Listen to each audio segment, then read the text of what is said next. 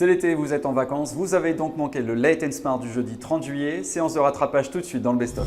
Chez Donald Trump, il y a quand même un vrai problème de rapport à la démocratie. Ce qu'on a vu avec son refus des contre-pouvoirs, la critique démesurée des médias, le refus des contre-pouvoirs et de la volonté de prendre le contrôle de la justice.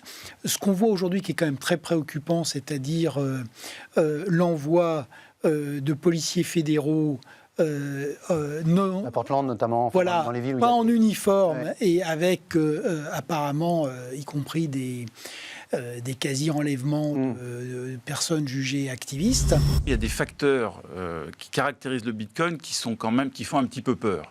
C'est extrêmement spéculatif, d'une part. On voit Vous rappelez les cours, les variations de cours, bien sûr. Ouais. Deuxièmement, quelle est la finalité, quel est l'usage final des bitcoins? Est-ce que c'est pour... Parce qu'on peut aussi acheter des biens physiques en bitcoin sur certains sites. Comment, finalement, ça sert à quoi les bitcoins? Au-delà de l'aspect spéculatif, on n'en sait rien.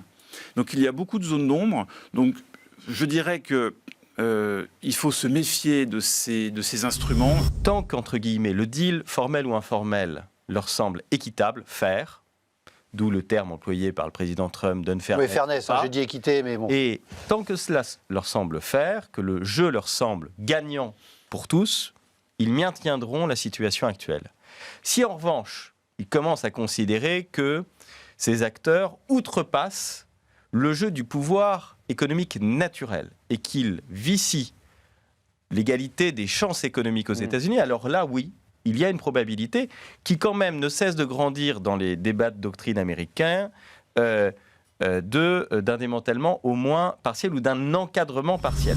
Si vous voulez, la stratégie de Donald Trump qui est de faire tout ce qu'il faut pour que les démocratures chinoises, russes, iraniennes ou turques se convergent ou se rassemblent au moins ponctuellement, et par ailleurs pour diviser contre l'Europe, oui. Tout ce qui avait été fait pour fédérer l'Occident, donc les problèmes avec les alliés asiatiques sur le commerce, la manière dont même la chancelière allemande a été insultée, dont les Européens sont traités, c'est vraiment une stratégie de gribouille et qui, pour le coup, fait le jeu de la Chine. Il s'agit de savoir si on est toujours gagnant aux équilibres des accords qu'on a négociés il y a un certain nombre d'années. La réponse est probablement non. Donc, remettons ces accords sur la table.